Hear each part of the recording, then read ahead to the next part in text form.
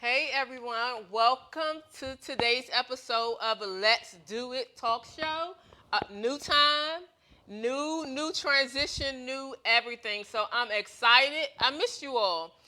So we're adjusting a little bit here today, but I did not want to go another week without seeing you all. Here on the Let's Do It Talk Show, you know we were primarily created for the entrepreneur, right? So with that, we quickly realized that the entrepreneur is a whole person. So we talk about faith, we talk about finances, we talk about the future, and we talk about family. So today, what I wanted to do, in honor of Women's History Month, I wanted to gather a bunch of my girlfriends and just kind of like have some girl chat about some of the things that we go through and some of the things that we're dealing with in our day-to-day life. So we're going to have a non-traditional show where we're just going to be talking. So we have several different people, and I will let them introduce themselves. But in terms of the topics that we're going to be talking about, we're going to talk about our sheroes. We're going to talk about COVID-19. What will we say to our younger selves? Looking back, looking ahead. And then we have this little game sort of that we're going to play that's called this or that. And then in part two, we're going to talk about spirituality, success, self care, and self indulgence. And also, we're going to play as we close out, What Would You Rather? So, we're going to have some fun today. And yes, it is a 2 hour show. We're going to have 2 hours this week, and we're also going to have part two next week. But in honor of Women's History Month, we wanted to take the time out and just kind of like spend some time with our girls. So I'm going to jump right into it and bring them in from the Zoom room and have them to self-introduce themselves. So we're going to go in the order: Gabby, Katrina, Tanya, Allison, and then later on we will have Dr. Kern and also Latasha joining us. So, Gabby, let them know who you are. Hello, everybody. Good evening. And thank you, Ladrine, for having me on your show. It definitely is an honor, and I am so grateful to be a part of it. So I just want to say thank you. You guys, my name is Gabriella Mayo. I'm the owner of Risk Piece, a company that I designed and came up with 2 years ago. And I'm also a distributor of TLC with health and wellness products. I have to say that I am definitely am excited about being on the show tonight. This month, you guys, is Women's History Month, so I'm excited about that as well. Because as women, I feel like sometimes we're not celebrated enough. So for us to all be gathered together on this evening to come together in unity, I think it's an awesome thing. So thank you, Ladrine, for having me. Awesome, awesome, awesome. I'm happy to have you because you know you represent the millennials, right? I do. So hold it down for them. Hold it down for them. I'm holding it down for all the millennials. Hold it down Gotcha. for them. And next up, we have Katrina, who she's no stranger. When we were Let's Do This, she was one of the co-hosts that was a part of our team. So, Trina, reintroduce yourself. Hey everyone, I'm Katrina Martin with the Global Next Gen Event Center. I'm the owner of the Global Next Gen Event Center and also the founder of Next Gen Powerhouse. It's an empowerment organization that brings your vision to life. A lot of times people rent out my space for baby showers, for book launches like Allison, who's done her book launches and things of that nature. Other events, birthday parties, you name it, we you can have your event there.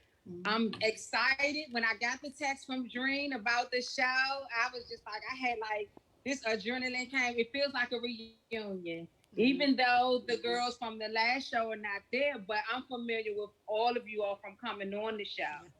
And so I'm excited about today, openly minded. I hope that we have a flawless show, just our vibes just flow, and I'm all in. I'm Let's all go. in. Let's go. So thanks for having me again, Dream. Same box Absolutely. friend, all of that. Absolutely. And then next up we have Allison, Minister Reverend. So I have that little thing. She's my friend, but I respect your cloth. But Allison, again, no stranger to the show, was a co-host on the last show and also friends to the family on this show. So Allison, tell them a little bit about you and what you do. Okay. Listen, thank you so much for having me. I am super excited. I'm like Katrina. When I saw the text, I was like, yes, we're getting ready to do something. Again, my name is Allison Daniels. I am the CEO and founder of AGD Publishing Company. I am also the founder of a 30-day Right to Finish book writing program where I help you get your book out into print, help you with writing your story, telling your story, and then getting it published. Most people know me for being a writer who has written over 31 books. So that's kind of sort of, what I'm known for. But again, I am excited to see everyone, excited to be back on. Let's do this. Do this.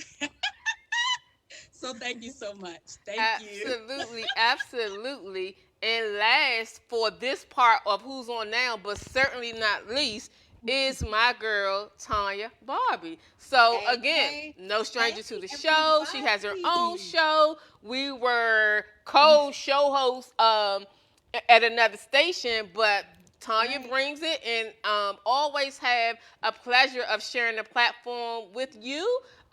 Just had a ball and a great time.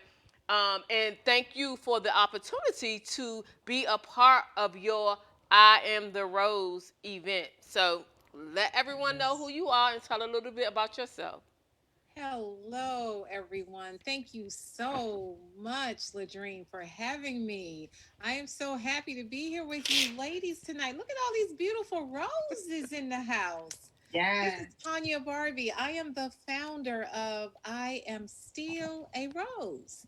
And what we do is empower and inspire women of all walks of life, of all hurt and pain, to help them blossom, to be that beautiful version of a rose, because that's what we're supposed to be.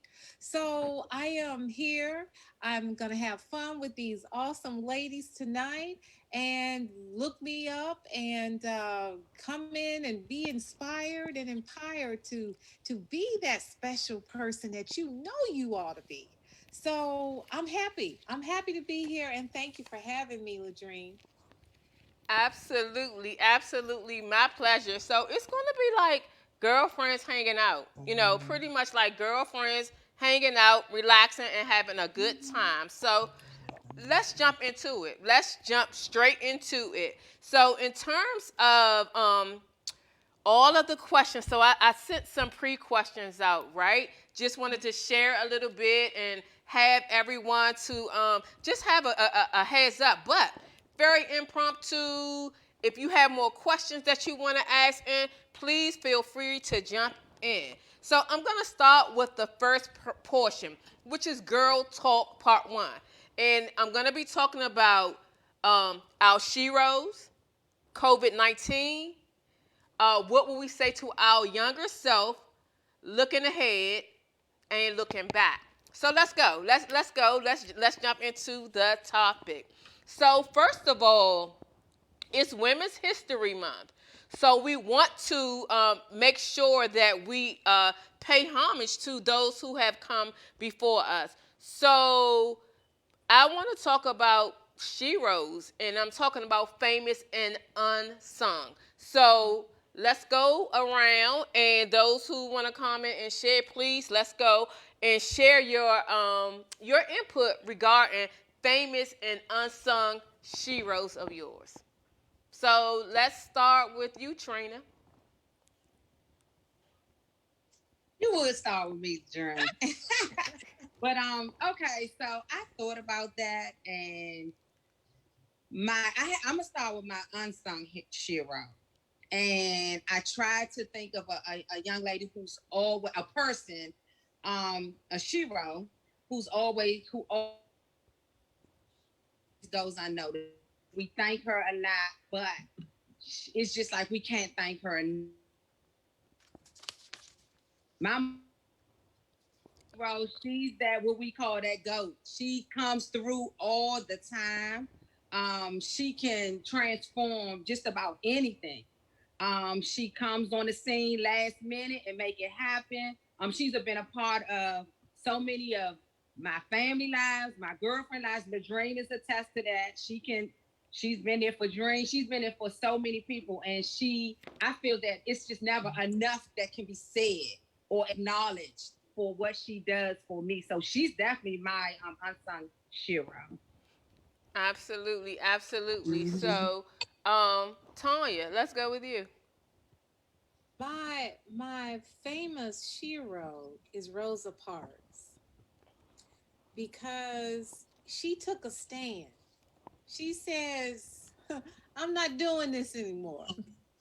And if she didn't, I often think, would we still be at the back of the bus? Would we still be not allowed in the restaurant? Would we still be at the back of the theater? And because of her move, and I saw it when I was a little girl, the film, we had it in our school. We watched it at school, and it made me realize that I too could make a stand, make a difference, and not backing down to challenges. And when you've had enough, it's okay to say, I've had enough. And Mhm. my unsung hero is my mom. My Mhm. dad, through domestic violence, of course, my dad stabbed my mom. Till this day, I don't know why, but she came through, and she has the strength of Job because she taught us how to forgive him. Mhm. She taught us how to love him in spite of that. It mended our relationship. I was with my dad when he died, and it taught me that you got to forgive no matter what somebody does to you. So she doesn't even know it. So I think I need to tell her because she's 83 now. I'm gonna tell her this, but I couldn't think of who. I thought it was Terry McMillan because after her movie Waiting to Exhale, and she's not who she was, which made me realize she's still hurting. She's still Yeah. broken from that relationship that went sour. And I always said I love her and I want to let her know, but I don't know how she's gonna take it because she kind of feisty on social media. So I'm just gonna pray for her. But it was her until I really gave it some serious thought. The way my mom went through that and got through it and still living to talk about it, but won't talk about it. I said she's my unsung hero. Yep. Indeed. Absolutely. So we got a common thread already with that mom thing. Yes, I Um, agree with how Katrina. about you, Yes. Gabby? All right, so I would say I'm gonna first start out with my unsung Shiro. I would have to say is my grandmother, who is actually now deceased. But when she was physically here with us, she definitely it's like she could take on anything. I felt like she could literally conquer and take on the world. And so she had a very strong personality. And so I feel like I got some of that from her, but it's for the good. And so she was very loving, but she gave that tough love. And I feel like that's something that we all need and could use. So I would definitely have to say that my grandmother was my unsung Shiro. And as far as a famous Shiro, I would have to say Oprah. The reason why I say Oprah, she is a very well known, very wealthy Black woman, but she also has a story and she went through a lot as she was a younger girl. I don't know if many people know of her story, but it just goes to show that you can turn your traumas and what you've gone through into blessings. You know what I'm saying? And so you look at her now, she's very successful, one of literally the richest most powerful Black women like in the world. And so, yeah, I would have to say Oprah for me. Okay. Okay. No, I can definitely understand that. Yeah. Allison. Okay, so I'll start with my unsung hero, definitely probably like everyone else, would definitely be my mom. You know, and I say that because I watched her go through something in 2014 that would have shook her faith, you know, in God. And she still kept saying, God's going to bring me through. God's going to bring me through. And here we are, 2021, and God did just that. And I say that with strong faith because sometimes people would wither or give up, you know, or, you know, toss God to the side, like, you know, he didn't heal me when my children prayed or when my husband prayed. But we all stood our ground. She just kept saying, God's going to heal me. God's going to heal me. And he did just that. Now, for my famous Shiro, I have Michelle Obama. And the reason why I picked her is because she is well known, but I'm always thinking about the strength that she must have had being in the White House and handling what she handled, you know, with the smile, with that sternness, you know, with everything that she had to kind of bring together and to keep Obama together, because we know it was her strength, you know, at least I believe that it was her strength that, you know, you can do this, you know, you can push further, you know, when they go low, you go high, you know, and she was like, no, you don't have to address that. You don't have to say that. You don't have to, don't, you know, don't do any of that. So I would say Michelle Obama, because even with her, you know, being that strength or that backbone behind President Obama, she still had to be the strength for the daughters, you know, and then there's her, you know, there's herself that she had to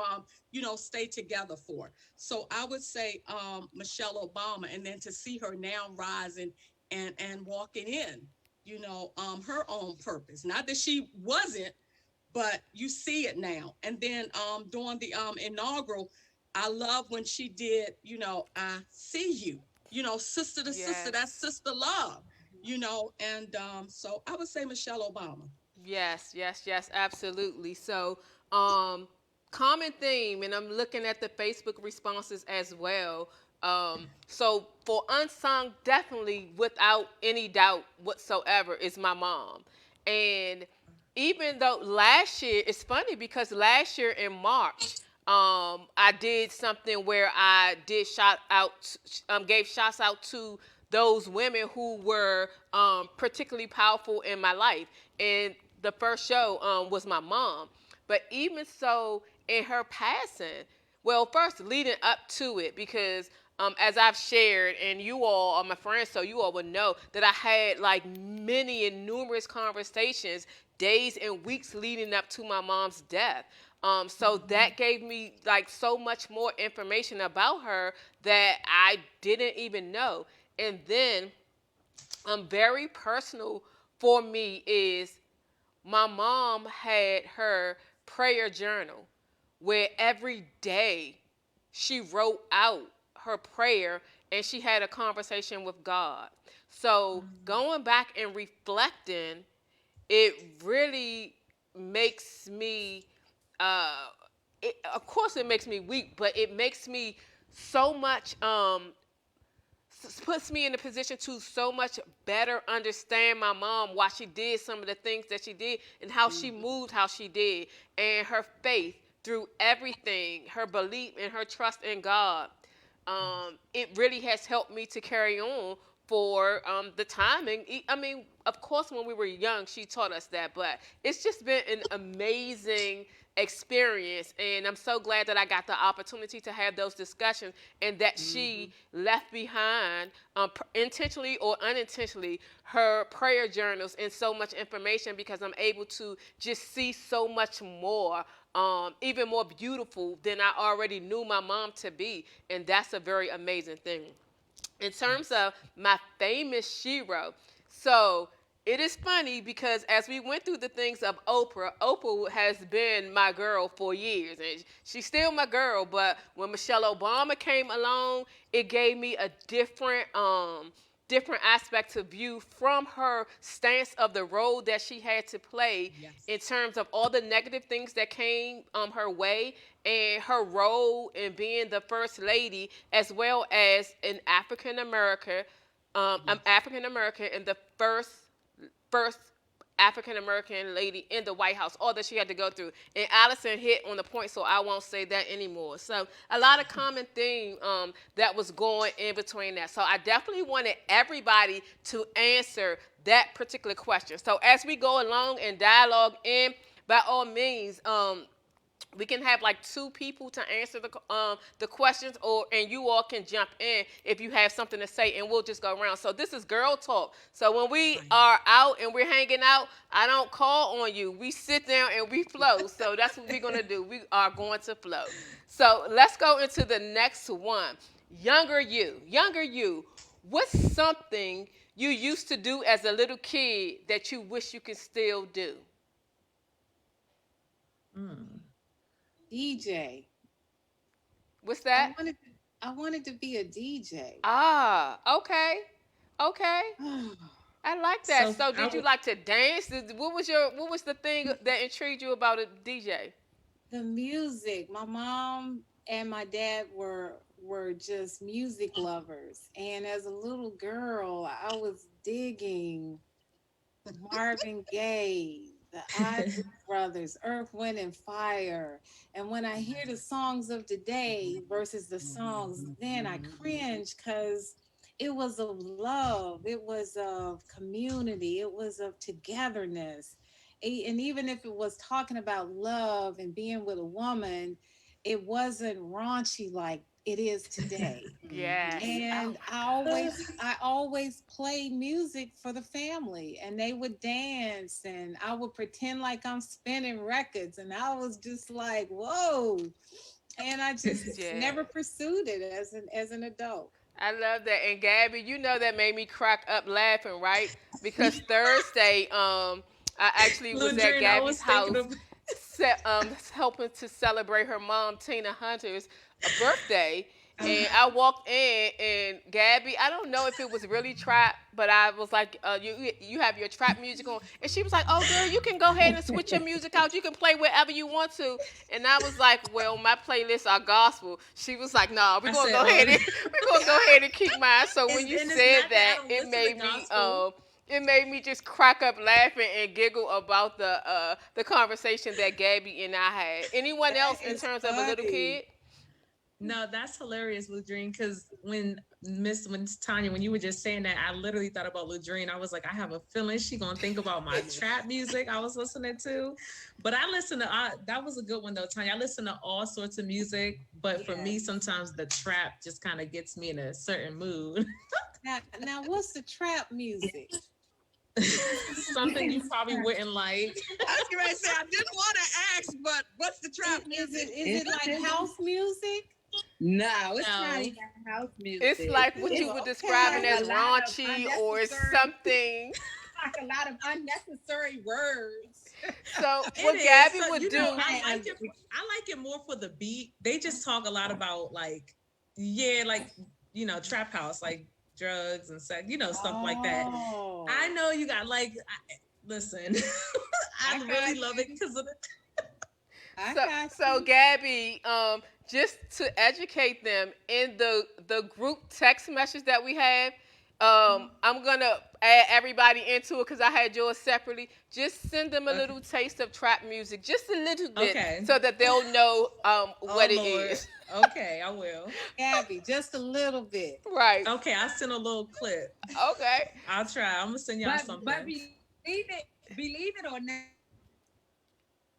because I have 4 girls of the young millennials, whatever you want to call it. Uh-huh. Believe it or not, they actually study, they do their homework, they do everything listening to this music, and you like, how could you function? But the thing is, they can't function without it.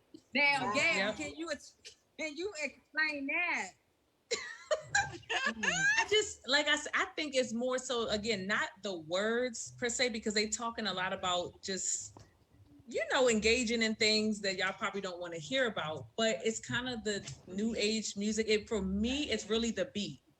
It's really the beat. And all the beats kind of sound the same in each song, but it's the beat for me. So, good analogy and good way to do a comparison. Everyone on the panel besides Gabby grew up in Southeast DC.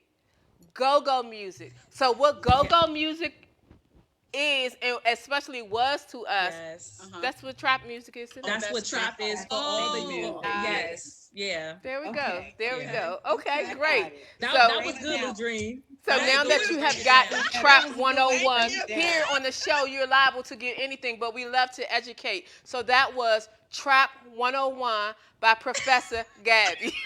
Yes. So the next question, okay, and I really like this one. If you could go back in time, what words of advice would you give to your younger self? So I'll start off with that one. Like for me, and just again, so everything is going to highly relate to the season that I'm in right now in my past couple months.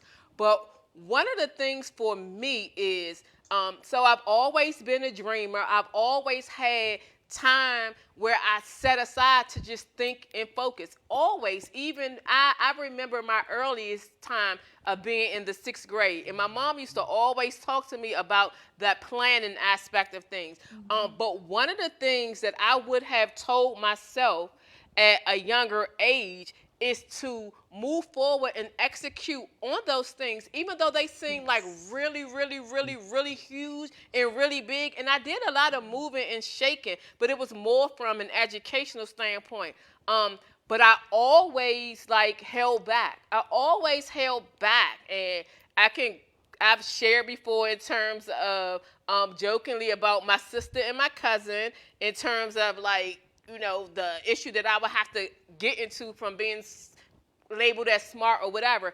But if I knew what I knew today, I would have strived so far and so just at a point beyond my rate, because right now today I know and truly believe that everyone and anyone can do and be exactly what they want to be. Yes. So that's mine, and I've been reflecting a lot over that over the past few days. Anybody else?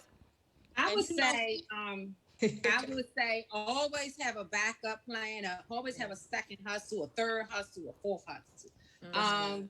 We were raised that good government job.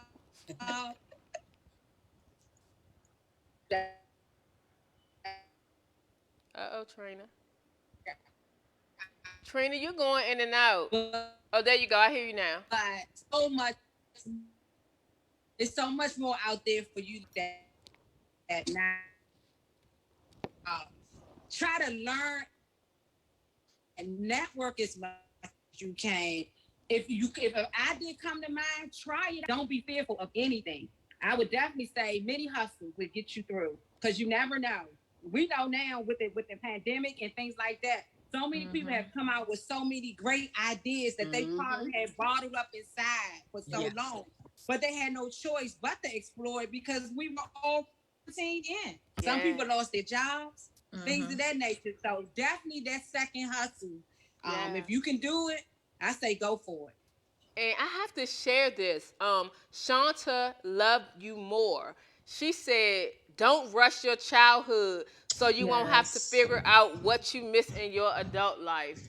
That's Come a on great now. one. I missed my whole 20s because I had my daughter at a young age.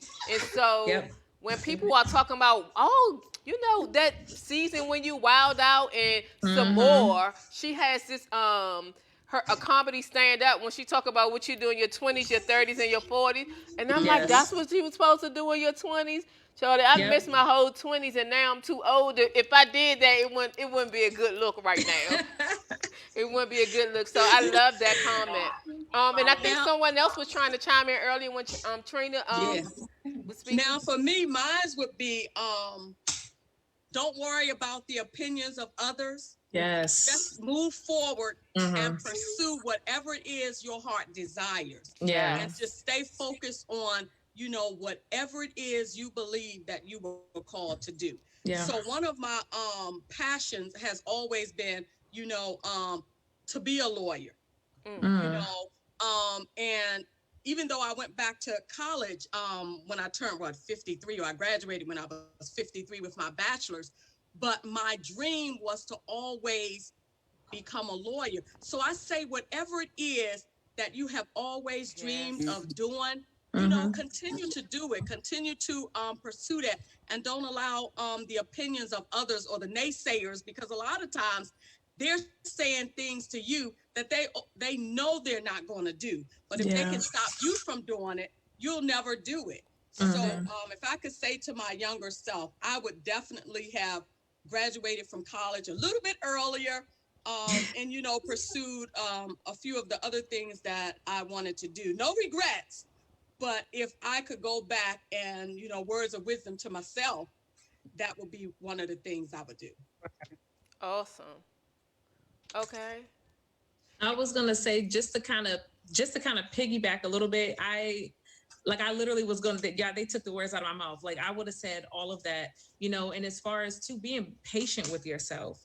And I think that kind of ties into what Shantae has said, not looking to grow up so soon. I used to always be like, man, I can't wait until I get 18. I wanted to be so grown so that I didn't want my mom to have to tell me anything. I thought when I turned 18, I was going to be grown, get to go to the clubs, get to do this and that. Well, right when I hit 18, I was pregnant with my first child, and life hit. You know what I mean? So it's like, I've been obviously a parent ever since. And it's like, I just wish I wouldn't have rushed trying to be an adult, because, and I try to tell my daughter now, my teen, like, it's not all that what you think it is. Like, just calm down. Like, let me be your mother, pay the bills, and you just be a child and take your time learning what it is that you truly aspire to do and aspire to be when you get older. So just being patient, being very patient with yourself. And I would like to add to that, stop being a people pleaser. Oh yeah. Oh, I was such a people pleaser. Yeah, that's It was good. so important to me to make you happy, even if I'm sad. I just wanted to see you happy. And if it meant doing something for you versus myself, you always, anybody in my life would win and I would lose. And looking back, they were still unhappy. So I never accomplished the mission by trying to be a people pleaser. It just never came to fruition where it worked. Yeah. So if I could go back in time, I would take a little bit more time of doing things that I like to do, that I'm comfortable doing, and not be so worried about making a person mad because I said no. I didn't know how to say no. So that's what I would change. Okay. And That's a good Shawnee, I'm sorry, Shanta. No, Shawnee. She actually said that was her problem as well. She had to be delivered from people, and now she is. So very good comments. So let's transition to the topic of COVID-19, right? So who has gotten their shots yet? Whether it be the first one or the second one. I got the first one. Okay. I'm not only. I'm like, no. Why or why not? So I'm Trina, so since you're the one who got yours, why did you get yours? I got it because now I'll say during the whole COVID-19, truly I thank God every day that I didn't get a call from a family member or a close friend that has or COVID and was basically in the hospital and things. So it seemed like I struggled with that the whole.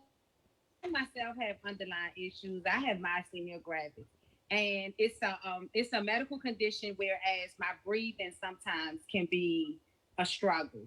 In addition to my muscles and things of that nature. So when they came out with the vaccination, I thought about three things. I thought about myself. Well, if there is a way that I can avoid from catching the virus and dealing with the possibility of me either passing or struggling with it. That opportunity. And then another thing, I don't want to be the one to spread it to others, and then I would like to be from others spreading it to me. So I took the chance, I discussion with God about the shot. My girls and them were like, Mom, don't take the shot. They had their own reasons, but me myself, I just felt like, it was a safe haven for me if I was to catch COVID-19, how my body would react to it. And who knows? So that was my reasoning. Okay, I did respectfully. So, behind it. I got the Moderna. I got the Moderna, and like 2 days. Very, very fatigued. It made me very fatigued, and I just kept. I would wake up, but then I sleep for hours. Wake up, sleep a couple more hours. And another thing was not only was my arm sore, but my whole body was just very achy. Arms, back, everything. So I know everyone's body reacts differently because I've had some friends who've had the Moderna and they didn't have any problems, but those were my body reactions from the Moderna. okay. Any other thoughts? All I'm right. glad she did it. I Yeah. can't wait. I So, keep getting canceled. Like you going to the wrong place. Nobody gave you this link. Where you get this link from? I'm like, God, you trying to tell me something or what? Maybe. It could be. I mean, you never know. I think dealing with this whole pandemic, with the COVID, with the vaccination, you got to have that personal relationship with God. yeah, Yes. absolutely, Yeah. absolutely. You cannot go by with how this person feel because everybody is dealing with this thing differently. Yeah. We're dealing with anxiety. We're dealing with our fears. Yeah. Some people have lost loved ones. So it's a this has been a very difficult time for everyone. And so, as a tip for you, Dr. Tanya, I had given the instructions to call 311, and I spoke with a representative on the phone, and they emailed me the link, and that link is where I got my appointment. Actually, Ladrine, your link worked as well. The one you sent out, like 2 weeks ago, Okay. that worked as well. If you were able to get an appointment from that link as well, but that one was not until April, so I had one come up before then. Nice. Okay. That's good to know. So I'll be honest and share in terms of me. So I work for the Food and Drug Administration, but I am saying this as Ladrine Howard Peterson, not associated with the Food and Drug Administration. So for me, I worked in a lot of different parts of the Food and Drug Administration, and specifically spent the majority of my years in the Center for Drugs Evaluation and Research. So I know the process that it takes for a drug to go through. While I didn't not sign up because I think that it's unsafe. FDA in the period of time that they had, if it would have been a shorter version as the prior president was asking for, I would have had a concern. The FDA has gone through the channels that the normal channel of a drug cycle to test and do what they need to do. However, I'm like this with all drugs, not just this one. I'm adverse reactions. So because I have chronic asthma, what I do is I always wait for the adverse reactions to see how it impacts people that are in my category where it has the certain things. And with the adverse reaction, it's just, and you probably have seen something called VAERS. And what happens is all of the hospitals have to report deaths or major impacts that come from this vaccine. And so while this number is going to sound alarming, it really isn't. So, 1,900 people have passed away after being vaccinated, but that's out of 9 million people. So, I think and of course, we don't want to be the one out of the 1,900, but however, when you're doing the evaluation, and I'm not getting into scientific mode because I'm not a scientific, just have worked around them for numerous years. But the adverse reaction is the reason why I hadn't gone up. And then when Trina had shared in terms of her getting her shot, because I had shared the link, but also I was able to go and review the information. So now I feel fine in terms of getting an appointment. But that was like last week or so. But that's the reason why I didn't. It's not like I'm fearful or I have an issue or questioning about the vaccine. So it was kind of odd that it was like 3 different kinds, but I also understand that we're not gonna get into that. But let's talk about looking back and looking ahead. And Trina kind of like hit upon it when talking about 2020. Man, 2020 was a doozy for everyone, regardless of if it was anxiety or if you had someone who passed away from COVID, someone passed away, or just whatever it may be. It was just a whole new way of living for us. So in terms of let's look at it for 2020. What has 2020 taught or reminded you, and what can you do today that you were not capable of doing a year ago? I will start first, and I want to talk on that because for me, 2020 has definitely taught me to hold your loved ones very close, to cherish each and every person that is around you. Just be grateful. Like literally each and every day that you're able to wake up and you see your loved ones and your children wake up, be grateful, be thankful, thank God, just for breathing on you, just for the simple things. You know what I mean? I thank God every day for my loved ones, for my life, for good health. Yes. For good health, certain things that we don't even sometimes thank them for. And the good health thing, I mean, because so many people were getting sick from COVID last year. I myself had it last summer. A lot of people, that were close to us that we know of died from it.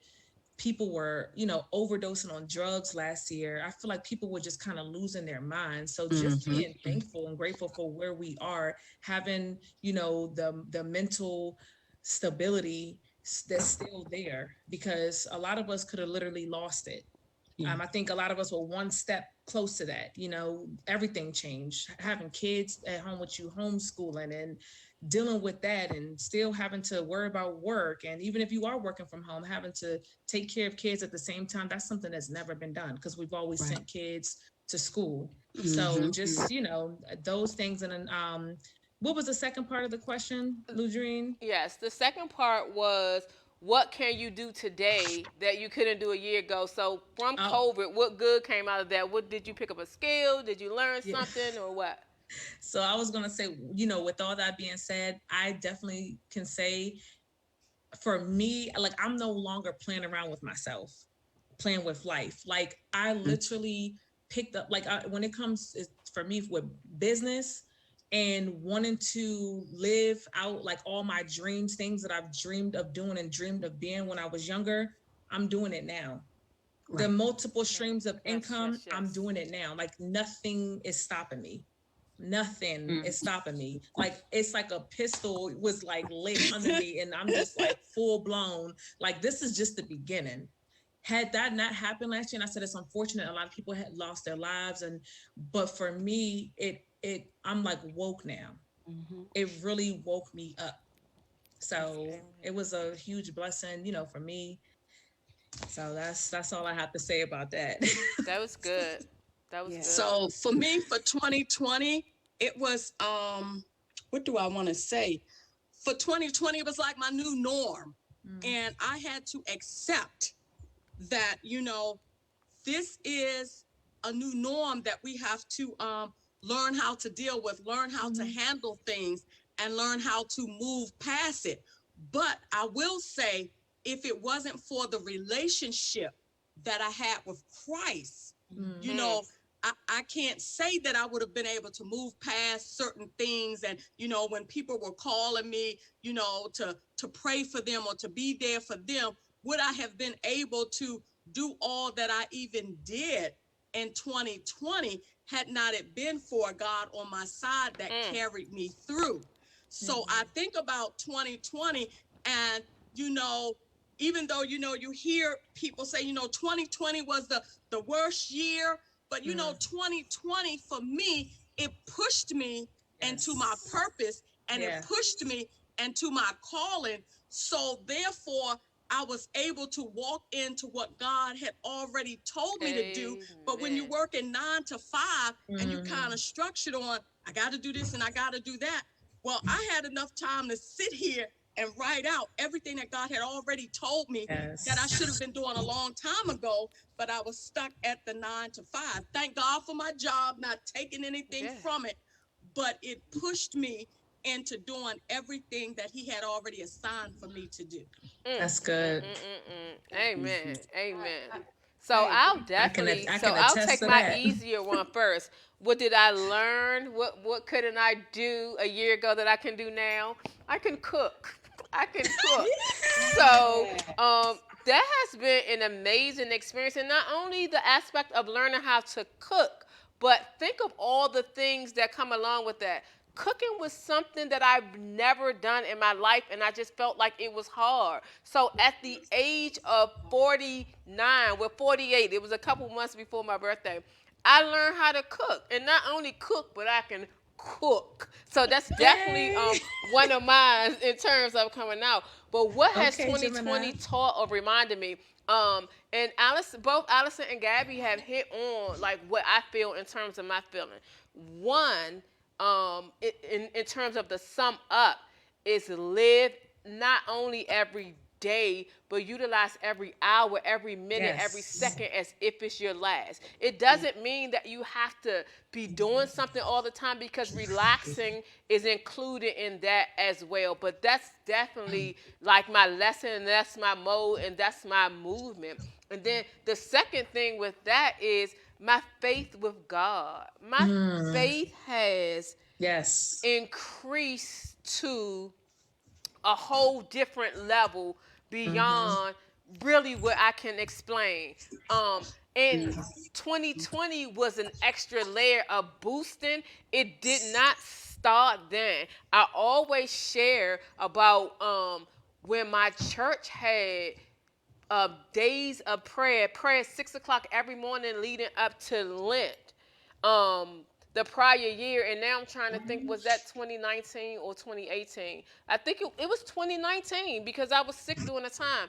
And that gave me a moment to have corporate prayer, but it also taught me and got me into a rhythm where I always had individual prayer every morning, meditated. But now my meditation life is so powerful, and I wouldn't trade it for anything in the world, because my biggest lesson was learning and understanding that when God tells us that we can put our burdens on him and we can give it to them, that he means that. Like we say a lot of cliche stuff. We talk about Ephesians 3:20. We talk about putting trust in God. We talk about miracles, but it's like, do you really believe that? And I believe them because of the experience of my life. So although very tough time, the darkest times of my life, but yet the most confident and most rewarding, and that's my relationship with God. And Minister Sonia is on the line, and I had to send her a text message because there was a show where Minister Sonia and Reverend Rice, we were on the show, and we talked about the will of God. And Sonia has said something so very impactful, and ever since that show, it stood with me. And I had been talking about it leading up and prior to my mom's death. But that changed my life, my aspect, and my whole view of things. And it helped me to move the way that I move in the midst of my season right now. So definitely, Minister Allison, what you said in terms of your relationship with Christ. Okay, I'll go next. Sure. I'll say with 2020, if a person is on your heart or comes across your mind, don't wait until the next day to call them, check on them. Do it right then and there. Right. I just feel that so many people have come across my mind. And I've called and checked on them. And believe it or not, when you talk to them, you get an earful. Right. You see that they're going through things. You know, that conversation that you may have with them, it may change how they're feeling at that time.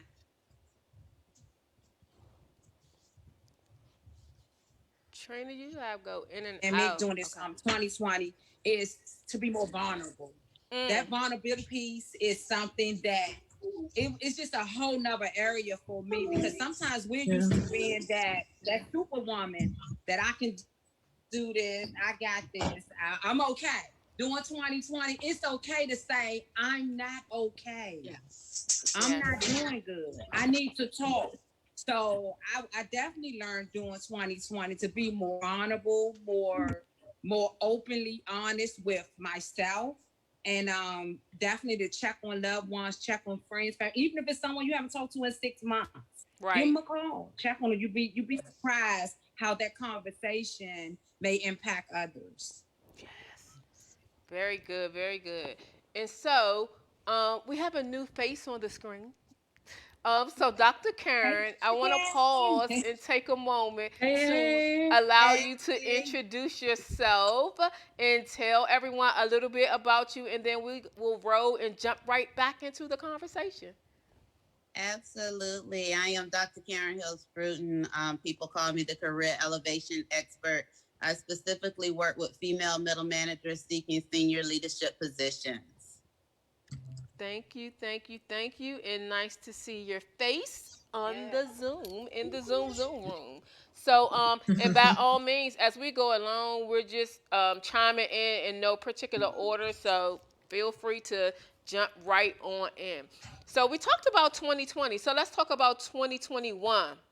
In 2021, like so today, when I did the calculations, today marks day 81 of this year, right?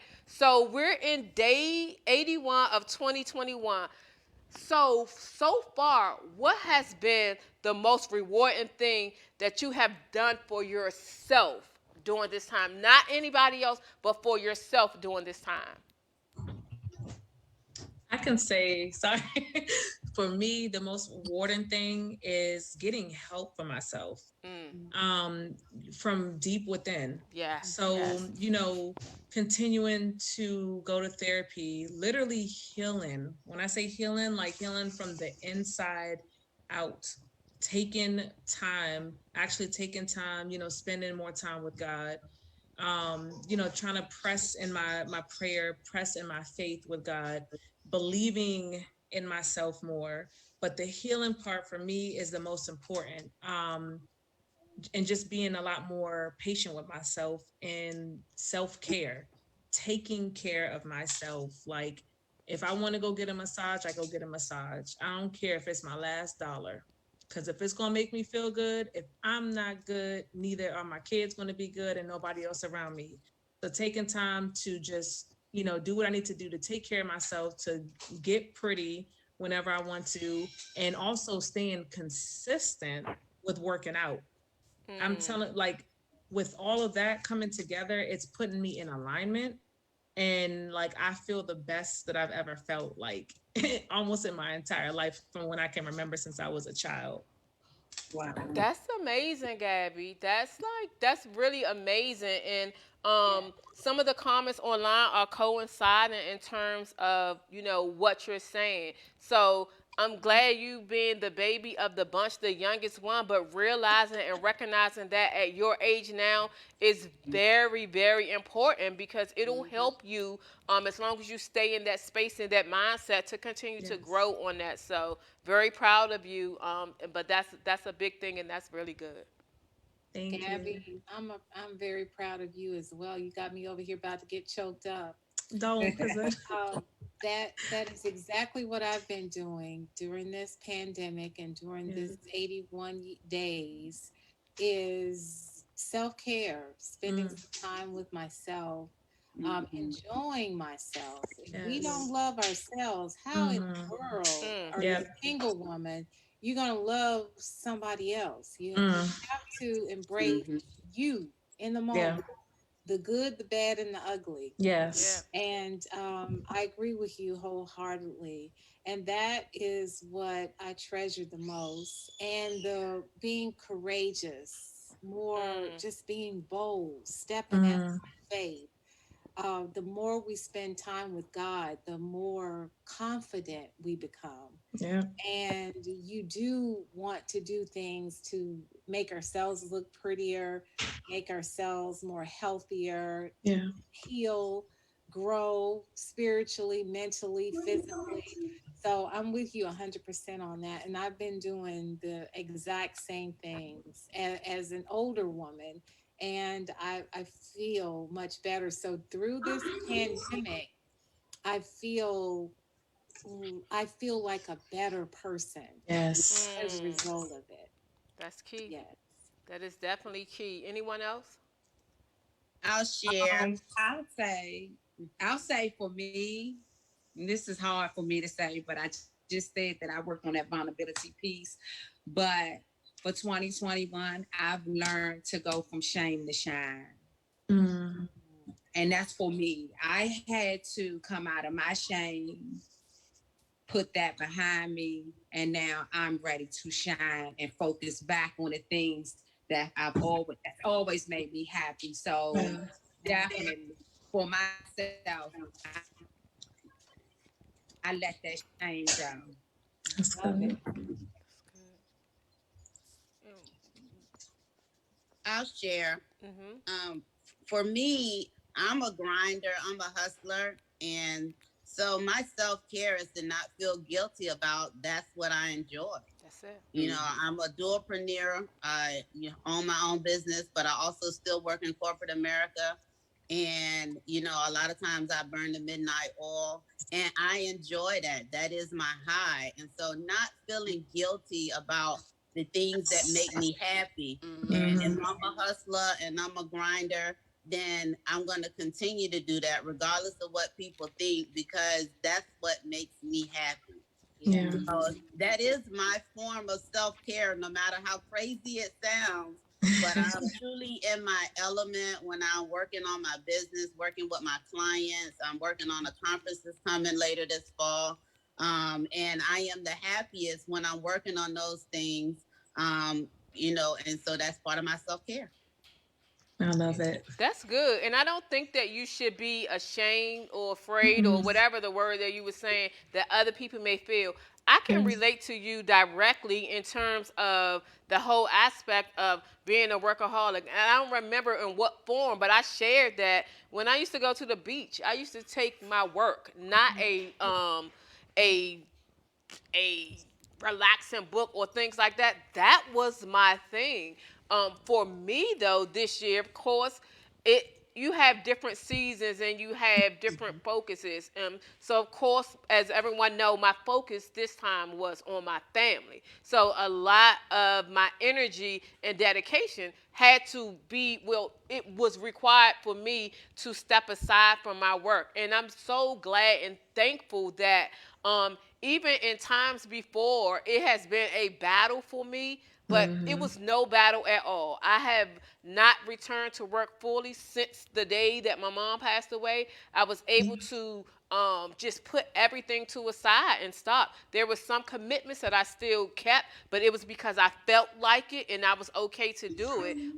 And I got a coaching certificate in the middle. However, my downtime has been totally downtime. A lot of people that are very close to me didn't even have access to me because I really needed that time to myself. Yes. I had my phone on do not disturb. So like how I would normally be very quick to responding to a text message like that, even if I was doing something, it was none of that. So a lot of time I didn't see text messages till days later or what have you.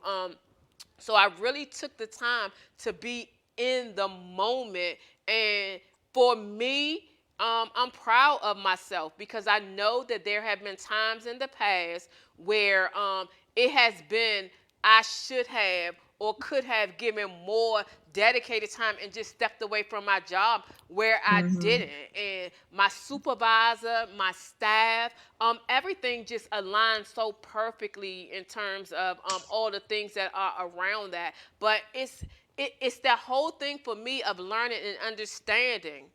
And I always used to say to my staff, if you leave and go, like, the FDA is still going to be living, but I took that note for myself, and it felt so good. It really, really, really felt good. So to all of y'all who I didn't respond to or whatever, understand I was going through what I needed to go through, but it but you know also what, allowed Dree? me ample time to be with God. And I know that I know that I know, in terms of my relationship. So my whole faith level, again, it just heightened to a degree that That's I'm good. very happy and pleased with. Yes. That's good. So anybody else? I thought I heard somebody else trying to speak. Okay. I think Okay. Trina was saying something. Trina, you had a Oh. comment? Yeah, no, I was going to say that, going back to when there was a time where you would work, like you said, you would take your laptop on the beach and things like that. And then when you finally started easing into it, like taking your vacations and not bringing your work with you. So God was just preparing you for this season here because you did it with no guilt, no anything. You were able to do it without that struggle. So that's why we always have to just let God have his way. Like you said, he prepared you when he was easing you into it. You had no choice. You had to put all that stuff to the side. You needed your time to yourself. Yes. So absolutely correct. So I'm planning to go back to work in a couple weeks and just trying to slowly transition. So we'll start like half a days and different things like that. But so grateful for my job. So grateful for my supervisor and my director and my staff. So our next two topics that we're going to do before we go into this or that. And we kind of like talked about it. So it's spiritual and self-care and self-indulgence. So from a spiritual standpoint, so this is a quick one. So which version of the Bible do you all prefer to study? I'll go first. So I like to study the King James Version. That's the version that I grew up on. However, I like the Messenger, the NIV, NSRB. I like to go through all of them to see the comparison of the variations. But King James Version is the one and probably the most challenging, difficult. But that's the one that I definitely start from. King. You And do for me, King it's James? difficult for me. Yes. I can't do King. Mine would be the Too King hard. James Version too. Okay. Yes. Allison, that seems like that would be you, the King James Version, because you Huh? don't do that. Minister Allison. That seems like that would be you, the King James Version. But no, I can't do King. NIV, break it down. Yeah. I didn't grow up in the church, first of all. I didn't grow up in the church, so I started getting into my spirituality side later in life. So King cannot, that ye yang, yo, I can't. I actually dropped out of a class at church, First Baptist Highland Park, because I could not be the Rosa Parks in the class and say, why can't y'all change to the Messenger Bible, because it talks to us in King James terms. And Yeah. it to me like we Trap do it music, like trap traditionally. music. They're very traditional church.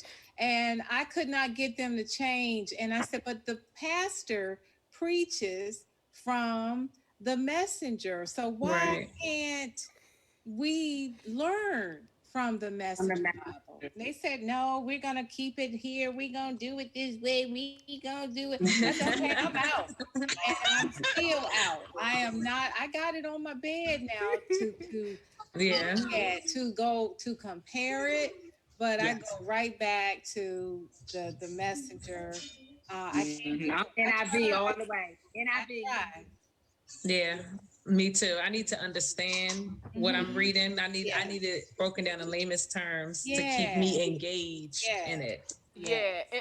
Well, how King James, we got two, Drina Allison. And got so, two King and the James. funny Dr. thing Karen, is which this. one? So the funny thing for I'm New me, Living. Which one, I'm New Karen? Living. And New NIV. Living, I love that, Doctor. I love that one. Okay. Yes, Yeah. indeed. so the Yes. funny thing Yeah. for me, the reason why like King James Version still stands for me is because like the verses, when I learned the verses, I learned them Yes. through King James Version. So Mhm. sometimes, you know, and now I'm getting better with the other versions of them, but those are my things. So when I go to the 91 song, so we grew up learning the entire verses. Yes. So when I go to the 91 song, I just can't 91 song. I have to go with King James Version with that and some of the other ones as well. But Love Messenger, I got introduced to Messengers ironically. So y'all know I love Yolanda Adams, but hearing her give a sermon and she preached and the scripture she read from was Messenger, and I was like, oh, and that's how I started getting into that. And the Bible app just have you to go and ease and do everything. I love, Yes, I love the Bible app. Love the Bible app. I live by that every day. That's great. That's good. So, we kind of talked about this, but like, so let's take another easier one. So, no, I'm gonna go with this one. What spiritual life lesson did you learn the hard way? I'll start. You Oh said my what God. spiritual life lesson? Yes. What spiritual life lesson did you learn the hard way? So mine, and I can quickly say, like, coming up, you know, you're one of the smarter ones in school. But also, aside from smarter one in school, I've always had a very analytical, strategic mindset. So it was always A, B, C, D, E, F, G, and that's the process you go. 1 + 1 = 2, 2 + 2 = 4. So I was always systematic approach, even as a little kid. So coming up and growing up, like forgiveness and some of the other things in life of turning the cheek, I couldn't understand those. It didn't make sense to me because I'm like, somebody hit me, I hit them back. Somebody do this, I hit them back. If I do this, if I pay my tithes, if I go to church, then this is going to happen. And it doesn't work like that. So when you are really in tune with how life works, one, you will realize that everything through God's aspect is not like that logical the way that we think of it, right? His amazingness is outside, and if we are stuck in strategic and strategy, we will miss that a lot of times. It happens every day in front of us, and really understanding, like even more recently, I don't have to fight battles. Yolanda Adams, the battle is not yours, but like the trueness of it from any type of engagement. And Trina will know, I used to be the queen of argument. Not really arguments, but my strategy will always be to tell somebody when, why, and where. And that was just the way that it was for me. But now I can be right as I don't know what, and all of these things. It has really like manage the way that I operate. Like it's certain things I don't even have to waste my time on. I don't have to have a discussion. It's easier for me to go through. So that was a hard lesson to learn because strategy, I would be like, what? And even as a little kid with my mom, and she would just be like, you will learn in time. And hey, took me some time, but I've learned, rather it be from personal relationships, from job aspects, just raising kids, just anything. And I don't do the back and forth, and I'm very good with that, where I used to be the cut to the meat argument queen. Not like I'm proud of that, but I'm just saying I'm proud of the transition. I'll share for me, my spiritual lesson was trust my discerning spirit. Amen. You know, a lot of times we move because we believe that God told us to move. Yeah. And then when we get in a situation, we start second guessing, like, you know, because we don't understand how things are going in that particular, in my case, I'm thinking about like a job. I took a job because I believe God told me to take that job. Then when I got in the job was an icky job. And I'm like, what in the world, God? I know, we closed. You told me to take this job and now this job is crap. However, that experience, that position set me up for my next position. I just needed that on my resume.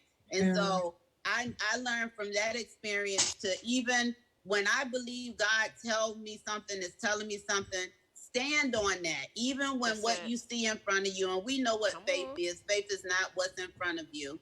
But sometimes it's hard when what's going on around you doesn't match up with what you believe God has for you, because you don't know what's on the other side of that. And my experience with that job that I knew that God told me to go to, I just needed that for a few months to get to my next position, which was the blessing that God was blessing me with. And so trust my discerning spirit. I, trust that you did hear from God, even when you look around and don't understand what's going on. That's good. That's really, really, really good. So mine would be learning to wait on God and not be so quick to always say, I want to have the final say. Like I kind of sort of like, you, Ladrine, or the way that I did things, like you said, you say something, I'll say something back to you, or I always had to give my opinion. I mean, we would get ready to close out meetings, and I always had to give my opinion on so many different levels, that I've learned that I don't always have to give my opinion. I don't always have to ask that final question before we close out. It was just wait on God and allow him to give you the words for you to be able to speak at this certain time. So mine was just learning how to wait on the Lord, because, I would come in with my notes and I'm going to ask this question. I'm going to check that off, and I'm going to wait for your answer. Then I'm going to check that off. So, I was really, really detailed, and I really had to get all of my questions answered. The meeting wasn't going to be over until you answered all of Allison's questions. Even though the supervisor had already said what she was going to say, I still wasn't at peace with it, because I really needed you to say what I needed you to say. So I always had to have the last word. And I heard one of my coworkers said, hey, Allison, before we go into the meeting, listen, just let the supervisor say what she wants to say, and don't ask any questions. And I said, well, she might say something that, doesn't line up with what, I'm believing in, or I'm going to do. So I have to say something. But I'm glad that, I'm learning how to wait on God. And, the decisions that he makes for my life or has made over my life, I'm at peace with it. So I don't have to have the last word. Amen. I love that. Amen. Even in marriage. Well, yes. I'll say mine is all things work together for God's purpose. Definitely Romans 8:28. Things that may have been unclear to me, didn't make sense to me back then or when you're going through it. But once revelation hits, things are revealed. You be like, oh, okay, now that makes sense. Oh, God put me in place to do this. God put me in position to do this. So mine definitely is, all things work together. You never know why when you're in it, but when you come out of it, you look back, you be like, thank you, Lord. Yep. Amen. Yeah. I would say for me, mine's has been to be obedient, because that's something I've never, ever been obedient. I always tried to do things my way. I had to learn the hard way. Even if my mom told me don't do this and this is going to result in this, I was just that type, like stubborn. I'm like, I'm gonna do it anyway. I'll see. I'll deal with it when And so I never got good results. And so a lot of, I had a lot of people telling me, if you just stay obedient to God's word, just be obedient. For me, the obedience, because that's important for me, because I got so tied up. For me, it was always with like dealing with like men, and you would get tied up with one, and it's like you realize at the end of the day, it's a soul tie that you have to this person, and it's even harder to release yourself from it. So I had to learn, which I'm still learning, is just being obedient to what God has for me, because I know that there's definitely there is somebody that is for me. And if I don't continue to be obedient to God's word, I could miss out on so much. Somebody's breakthrough could be through me. You know what I mean? Like I could be a part of somebody's breakthrough. So I'm learning to just be obedient and consistent, in God's word. Right. Come through, Right. millennial. And Tanya, I think you were trying to say something. I'm That's just so good proud for your of her. age group. I hope they on here listening because I that hope is they so on here good listening. and powerful for what you're saying. I hope my girls are watching. So yeah, that's good. That's good stuff, Gabrielle. Thank you. Gabby, it's like you are me Yeah. as a younger woman, and you Mhm. everything I wanted to say, you just keep saying it. And I could just sit here and just be quiet. We connected, Tanya, because I too was a people pleaser. It was bad. Wow, man. And Wow. That's good. always trying to do things out of line, Yes. and Oh. then being obedient for the Mhm. first time for the last 10 years, more so these last 3 years. Yeah. I just see myself a whole new person. And I don't, like the lady said tonight, feisty. It's okay to be bold, which is what we talked about in the event Be the Rose Yes. in February. But in line, there's a time and a place to Mhm. be bold. Sometimes it's to sit still and observe. Mhm. So what he has given me is the discernment to know, what God has given me is the discernment to know when you need to speak up Yeah. and when you don't need to speak up in that meeting, because it's Yes. going to come to Yes. fruition anyway, Yes. Allison. Mhm. Yes. The proof is in the pudding. Yep. We don't have to always be the one stirring that pudding up. Mhm. It's going to unfold. Yeah. That is what I'm learning, and it's so Mhm. funny because I can just say, wow, look at that, look at that. Yeah. I knew that was going to happen. I saw that coming. Mhm. Just be still. And that's what I've learned. And stop thinking that God is not there for you because he's got so much else to deal with. Yeah. He's here for all of us. Amen. And he loves all of his children, no matter whether you good or bad. Yep. Yeah. He loves us all. So when I learned that, I realized all the bad things I did. Mm-hmm. I'm forgiven, and I need to learn to forgive myself. So that's what I learned through. That was a very good question. You had me tripping on. Yeah, it's a lot of them actually. Seasons, it's time and season for everything. Yeah. Yeah. That's a good one, and also slow to speak and quick to listen. Yes. That's right. That's right. Mhm. That's right. Yeah. That's a good one. Scriptures. Yeah, Yes. that's good. So what we're gonna do is I'm gonna finish out the other two for spiritual because I kind of like got ahead of myself, but the timing and the conversation went along with that. But I'm gonna finish out spiritual, and then we're gonna jump into our this and that. So the other things that I have, and the two of you can answer this. What gets you excited about life? Mm-hmm. Wow. Can I? Yeah, go.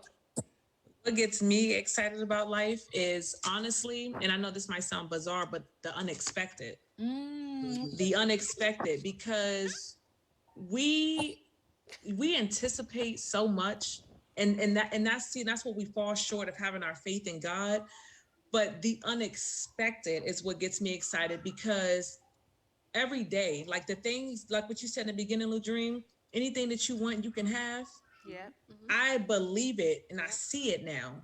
It's all in how much work are you willing to put forth to get there, because people think that success just comes to you. You have to put in work and you have to grind in the beginning. It will come along the way. So when I say the unexpected, I'm putting forth what I want to come out for me in the future. And so, like I said, a little while ago, this is just the beginning. This is just a little piece of, where God is taking me. And so I'm just excited because I have no idea what's in store, but I know it's great, because if I'm God's daughter, if I'm his child and he loves me, despite the dirty things, the terrible things I've done, the terrible things I've said, nowhere near perfect. If he can forgive me Yeah. and still continue to bless me and my loved ones and my children, everybody that's connected to me, and still bringing new people to me, I can only imagine what he has in store. And so the unexpected is what I'm excited about, because I know it's going to be extraordinary. Yeah. And that's great, Gabby. And it just like we could have a whole conversation on that alone. Mhm. But one of the things I've been doing is like really walking in my space and walking into my purpose even more. Like Yes. I have really attested that I have like purposely been making moves and purposely listening to God when he says slow down, when he says move, like whatever. When he move, I move just like that. And that's Yeah. how I've been operating. But for me, it's just like the whole thing of really, really, truly understanding that God predestined everything. Yes. Like Yeah. everything that you are about to go through, going through, and will go through, it's already laid out and it's already Yep. planned. So when you take that and you take the purpose that he gives you and really walking in that purpose, then you know that you can't fail. And then the other piece Yes. is his promise. Like Yeah. God's promise. When you go through the Bible and you understand his promises and you go through the whole thing that I've been praying on is that he will comfort those that mourn. He will comfort those that mourn. And for Yes. me, like everybody's still trying to figure out how, when, why, and where, or trying to tell me how I should mourn. And it's not in that in this, and it's all good. You know what I mean? And it's no disrespect I hear or I listen. But that's why I've been careful about my ear gate and not really connecting to too many people because I work in HR, but I work in contracts, right? So my contract, taking it from a contract view, my contract is with God and me. Your contract is with you and God. When you are Yeah. in a contract with someone, you have third party vendors, but guess Yeah. what? I don't care about what go if you're doing work for me and you have a third party and they do something, that's your issue. It's not Yeah. mine. So when God people come to me and God told me to tell you this and God told uh, so you mean to tell me that God went third party instead of the first party information? So my contract is with God, and Yeah. being okay with that, not being rude, not being disrespectful, but being okay because my excitement is He chose me for this journey. He chose Yes. me for this journey. So again, all those pieces that I talked about, but really like that promise of God and knowing that it's already passed out. So at It's the end of the already day, done. guess Yep. what? No matter what you're going through, no matter what, and y'all only see the surface, y'all don't know the half of what I'm going through. But at the Yes. end of the day, I know that it's going to be okay because God said so. Because God said so. So that's what gets me excited, knowing that I can move forward in this purpose because He already have it laid out for me. Amen. Yeah. That's awesome. So I want to say, what gets me excited is grace and mercy amen. because, Dream, we grew up in Southeast. We done been through a lot. I've witnessed a lot. I've seen a lot. I've been a part of a lot. And when I look back and think of how God has favored me with so much, it's grace and mercy. I call them, those are my twins. Those are twins that I didn't birth. Those are the twins that just cover me every day. It's Amen. grace and mercy. Even during this pandemic, God has covered me and my family. Yeah. Grace and mercy. That gets me excited. Yeah. Overwhelmed. It really does. My God, that's a whole shout. Like this is not like Yes, that's a like whole shout. journey. That's a When I look serious, back at that journey, serious I'm shout. like, wow. Serious shout. Yeah. Like, oh my, I'm not gonna add on to that. I'm not. That'll be a whole show. But yes, grace and mercy. So the last one in this category, and pretty much for everybody to answer one or other, and it'll be a nice transition into this or that. Is intelligence or wisdom more useful? Intelligence or wisdom? Wisdom for me. Wisdom. Wisdom. Wisdom. Wisdom. Yeah, wisdom. All right, we all on one Wisdom. accord. We don't even have to explain and go Mhm. into that. So it's just some Yep. stuff that intelligence can't get you out of, right? No. Yep. So we're gonna go into this or that. This or that, and pretty much just how we kind of like went with those two words because we all agreed on that. I'm just gonna throw out two opposites or two like things in the same category, and you all pick one, and we'll go in the order of your answers. So Gabby, you go first. Trina, Allison, Dr. Karen, and then Tanya. So we're gonna keep going in that order for each one so that we can go through them, quickly. So the first one is when you are operating, do you go on honest? When you are operating and dealing with someone else, do you tell them things based on honesty or incorporating other people's feelings? I would say honesty. Trina. I would say honesty, Okay. but the way I deliver it may be according to their feelings. Okay. So I'll kind of like This or that. This or that. These are not meant to have Honesty, extended honesty, conversations. Oh, I'm sorry. That was me One being or the honest. other. Trina, thank you for your input. We're just going to go through these one by one. Allison, honesty or other people's feelings? Honesty. Dr. Kern. Honesty. Tanya. Honesty. Okay, great. So the next one, what do you like? Rice or mashed potatoes? Gabby. Ooh. I would say rice because it could go with a lot more rice. Trina. rice. Yeah. Allison. Everybody said rice? No, I like mashed potatoes. Mashed potatoes. Oh, okay, Dr. Kern. I'm sorry, Dr. Kern and Look, Allison. you gotta add the gravy. Yeah, that's good. So I have just transitioned to mash because I make them better. Next up, cake or pie? Ooh, Cake. cake. Cake. Anybody pie? Cake. Cake, everyone. I'll go with cake. Cake unanimously for me too. Cake. All right, next up, pancakes or waffles? Ooh. Waffles. Probably pancakes for me. Pancakes. Pancakes. How about you, Waffle. Dr. Karen? Pancakes. Waffles. Mhm. Pancake. Tanya? Pancakes. Okay. Pancakes. I'm a pancake girl. No, I'm sorry, waffles. I swear. I'm tired of pancakes. You're My son's entitled tired to of do that. pancakes. No problem at all. Next one, coffee or tea? I'm coffee. Coffee.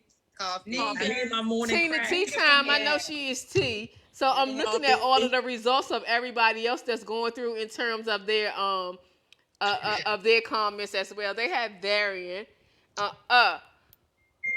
For nuts or no nuts. For me, it depends. Like I'm playing no nuts, no nuts.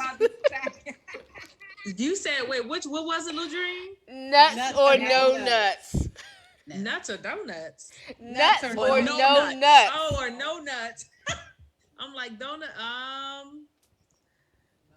no nuts. Okay, you sure? It's like I'm playing. Okay. Trina, Nuts. Okay. Look, it so depends. Can I ask? huh? Can I ask a question? So this is just whether you nuts in certain foods or just nuts, period. Girl, just nuts. Period. You got to do it. Nuts. Because I don't know where you're going with it. So No, nuts, it's a clean thing. It's clean food. yeah.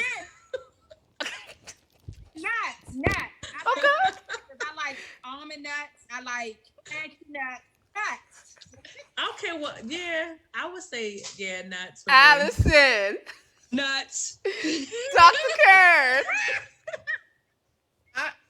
Since Trina asked all the questions that I was thinking, so now I can answer nuts. Tanya. Nuts. So we have that's one that we have unanimously agreed on. We all like nuts. Yeah. Okay, the next one. white meat, and everybody who well, one person is allergic to nuts, so no nuts. Sorry for you, Marcella. So the next one, Yeah. white meat or dark meat? White Chicken. meat. I like the breast and the wing. Me too. Yeah. White meat. White meat. Dark, white meat too dry. You gotta put some hot sauce on it. Yeah, dark meat too slimy I and White love ugh. dark meat. White meat. Dry. Breast and wing. Breast and wing. And Tanya, what did you say? I like both, so I'll take this hard. I'll go with dark meat. Okay. Dark meat is always good. This one is easy. Android or Apple? Apple. Apple. Apple. Apple. Apple. Okay, unanimously again. And oh, we had Just a my couple last dark question. people online. Then Veronica is white. What they say, dark meat?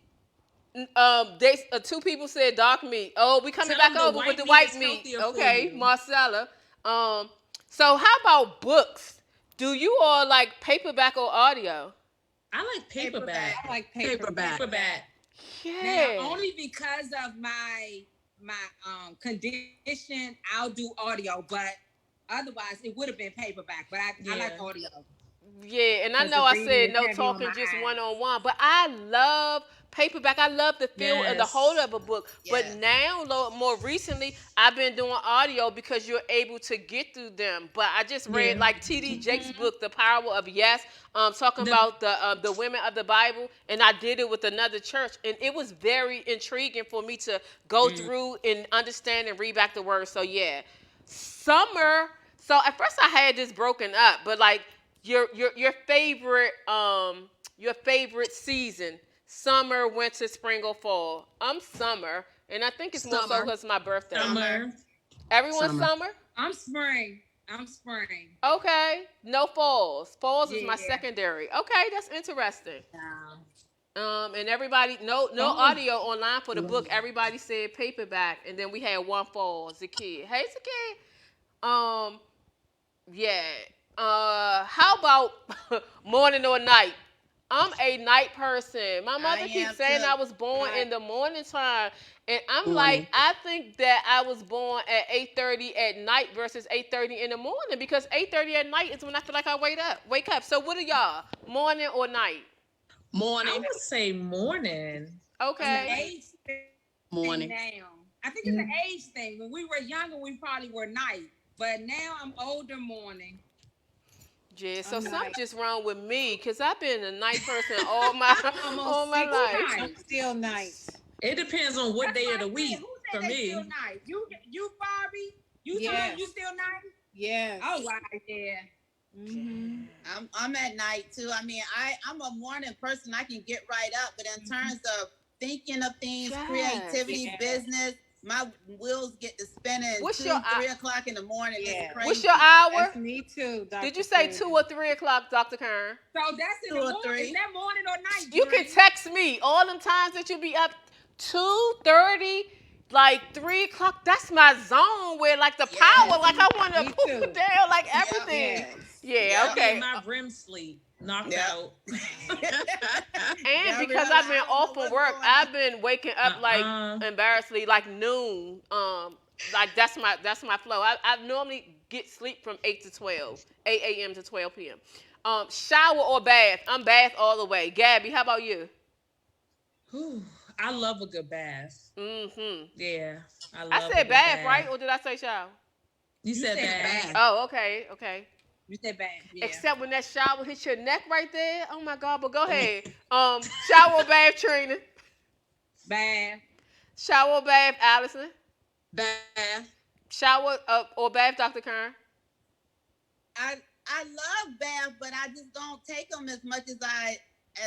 So I end up taking a lot of showers, but I love bath. Okay. Yeah. Tanya? Baths with candles. Oh, Yes. come through.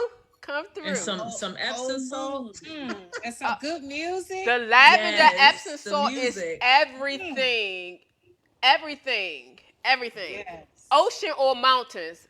I'm ocean. Ocean. All the way. Woo, Ocean. ocean. Everybody ocean. We need an ocean trip, Ocean, ladies. but actually, when I went to California a few years ago, the mountains were amazing. But do you Like- prefer them over the ocean?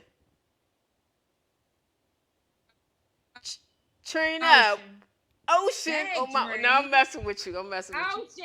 Ocean. Yeah, 'cause I love the mountains. Massanutten had beautiful mountains, Because I see them more. and most people are they're a mixture of it's kind of like it's a mixture with bath and shower and unanimously ocean. And the last one is integrity or loyalty. Integrity for me. Integrity. Loyalty for Integrity. me. Mine is Integrity. integrity. Who said loyalty? Loyalty for me. Okay. Integrity. Integrity. Integrity. Millennial. No, I'm playing with you, Gabby. To each. That's okay. I could be the oddball on this one. 'Cause Can we elaborate on that a little bit, Dream? Yes, we can, Trina. Okay. Oh, Go ahead, Gabby. Yeah. You want Gabby, Gabby why to did you say, elaborate? huh? yeah. Why did you Trina say, wants you to elaborate. So for me, loyalty for me is everything. Like I feel like, well, I guess integrity too ties into honesty and stuff like that. But loyalty to me as well is you being honest with somebody, showing your loyalty to them. I don't know. It's just I feel like loyal. I see you, Ladrine. You like I'm sorry. I didn't like they can't see me on the screen. I didn't know that you saw me. I'm sorry. Go ahead. Your Tell me opinion what you is your thinking. opinion. But it was kind of funny because the things that you started defining kind of like more sounded like integrity Integrity. to me. So So, that's why I okay. was like, yeah. But no, well, we shoot. Can I say both then?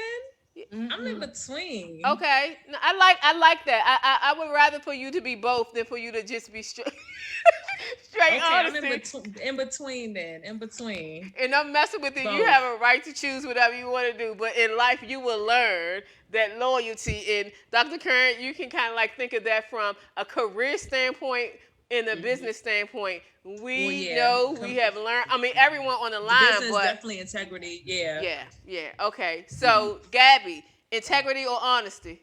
No. Integrity. My girl. I didn't want to twist your arm. You. Because I was leaning more towards that. Team integrity. So what we're going to do is That's what's up. throw some loyalty in there. right. We're gonna we have like a couple. We have a lot more to go, so we're not going to get all through them. And I definitely want to make sure that at the end of it, we get back to some of the other questions that are like that. But what I do want to do, because we talked about spirituality. So in part 2, the topics that we had were spirituality, success, self-care, and indulgence. So let's talk about those. And then the last piece that we're going to do is what would you rather. So what we'll do is we'll go through and we'll have like one person to comment on each, and then we'll just go through it that way so that we can get through the questions. Okay?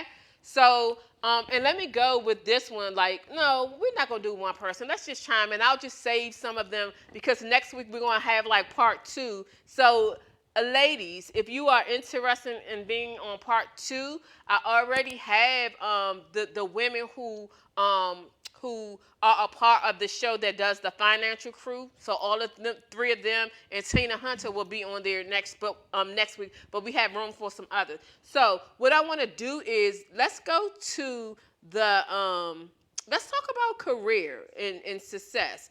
And then Dr. Curran, I'll let you lead, and then folks can chime in. So we kind of talked about dreams and being able to do what you want to do. So before I go to that one, let's go to this one. How do you measure success? And by that measurement, who is the most... No, let's just go, how do you measure success? How do I measure success? Yes. Well, with me, is whether or not I obtain the goals that I sought after and whether or not I'm happy. Because sometimes you set a goal for yourself and you're not happy, and I'm not successful if I'm not happy. So if I obtain the goal that I set out for myself and I'm operating in harmony and happiness, then to me, I'm successful. But if I am not happy, then I need to pivot, because happiness has to be part of success for me. It's not just obtaining the goal, it's being happy once you attain it. That's very good. Like all aspects of it, like understanding, like the whole piece of being happy. It's so many successful, rich people that are unhappy, and that's a sad case and a sad state that I wouldn't want to be in. So the one that I would add onto what you said for me, Dr. Kern, will also be making an impact. I don't want to be doing things just to do things. I want whatever I do to be a part of my purpose, my divine assignment, and that it impact other people. So yeah. Anybody else? Okay. I will have to piggyback off of you, Ladrine, a little bit as far as impacting other people. If you're just doing something or doing a job or a career where you're just in it for yourself, you're not going to really get anything out of that. So definitely giving, and like you said, just being an impact and somebody that people can look up to. I think that's definitely, that's a successful person. You giving out there and trying to pull people and bring people to where you are, you know what I'm saying, trying to teach them what you know. Because I feel like we're not meant to hold on to the information that we know and that we have. We should be sharing it with other people. So you should want people to get to the level where you're at, or even higher, if that's what they, what they aspire to be. That's good. And someone else was trying to chime in. I couldn't tell who it was. Okay. Guess not. Going forward, I realize now that I used to think success because of my upbringing, and my grandmom used to clean houses for rich white women, and my mother used to marvel over how these women lived. I assumed that success was wealth, and I was always in awe of Trump family. As a little girl, I would read on Trump this, Trump that. Wow, he's got his name everywhere. And then I got to see him face to face for 4 years. And I realized success is not necessarily about wealth. It is about true happiness, as Dr. Karen said. And what difference does it make if you've accumulated all this wealth and you are miserable? So I wanted to make sure my success encompasses happiness and health. And God promises us abundance, material abundance. So I know people might get mad, but I'm striving for material abundance too. But in that order, it's important that I'm happy, that I'm satisfied with me and my accomplishments.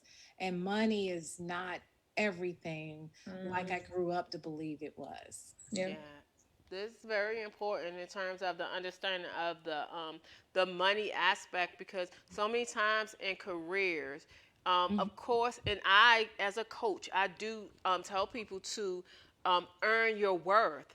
But even before we get to earning your worth, my first question in my first session is, what do you want to do? If they say they don't know, what do you like to do? My supervisor and I had a quick conversation today to talk about me returning to work.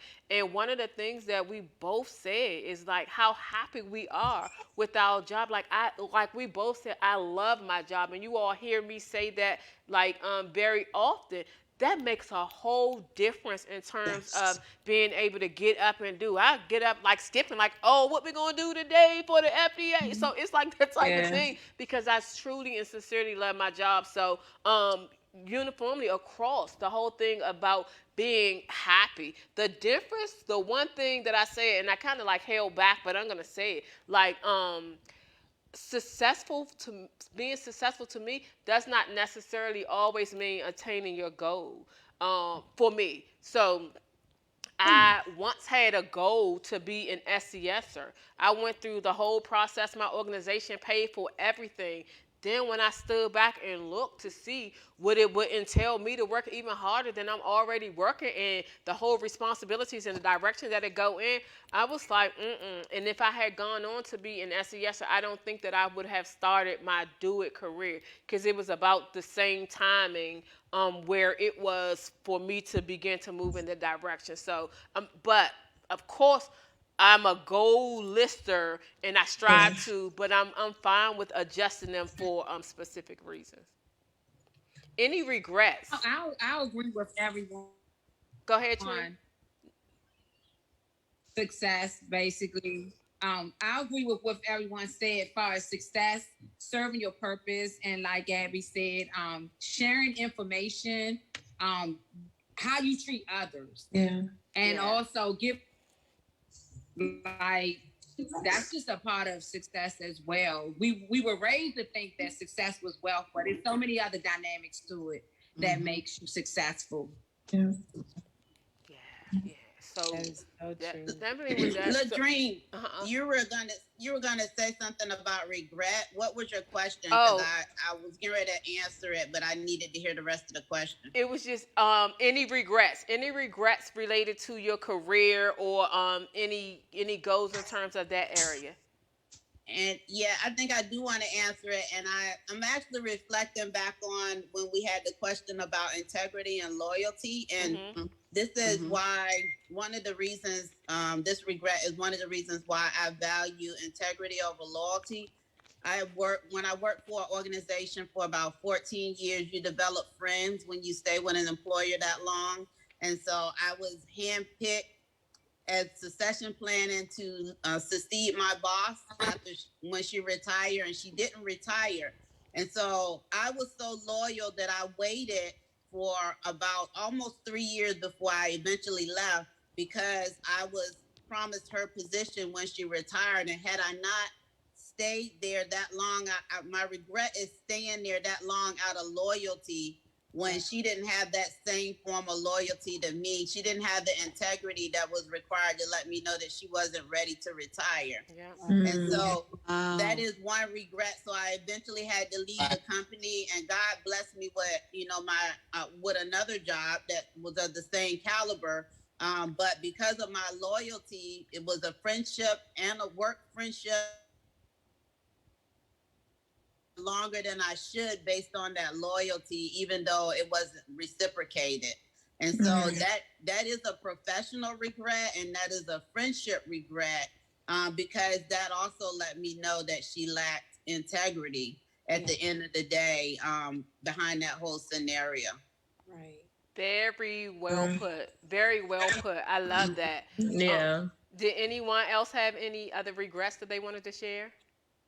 I want to say regrets. I just want to say that it was lessons that I had to learn, and me staying in a position longer than God needed me to stay or wanted me to stay. Yeah. So sometimes we have to listen to his voice when he says it's time for you to move. And I've learned that I can't stay so connected to people that I don't move when he tells me to move, and then I'm miserable, or that relationship, dissolves right before my eyes, only because I didn't do what he had told me to do. So I don't have any regrets. I, learned some things, and I learned how to trust him more. But there were just a few times that I know that he told me to move, and I didn't. Yeah. For me, one of mine is so in terms of like education, I got my master's degrees right back to back, and I got mine like way early in my career. And several people have said to me, like, how many degrees are you going to get, or what are you going to do? And instead of going straight and getting my doctoral degree, I didn't. I was like, let me take a break. And I think like it's rarely that I am influenced by other people in terms of making a decision. Even as a kid, I wasn't one of those followers, but for that was something that really did. And I almost didn't get my MBA directly because of something that someone else said, but I was like, no, I'm gonna go ahead and do this. Like, this doesn't make sense. Because when I paused, I was like, I'll take a break and come back. when I took a break from school every day, all day, in addition to my job and raising the family, I was like, I'm gonna take a break. I'm gonna take a break. I'm gonna take a break. So my break has been like a 17, 18, 20-year break. And I thought about it, was kind of like looking through it the other day, and I was like, I might have to go ahead and get an honorary degree versus going back. But I'm just saying, like, that is one of my true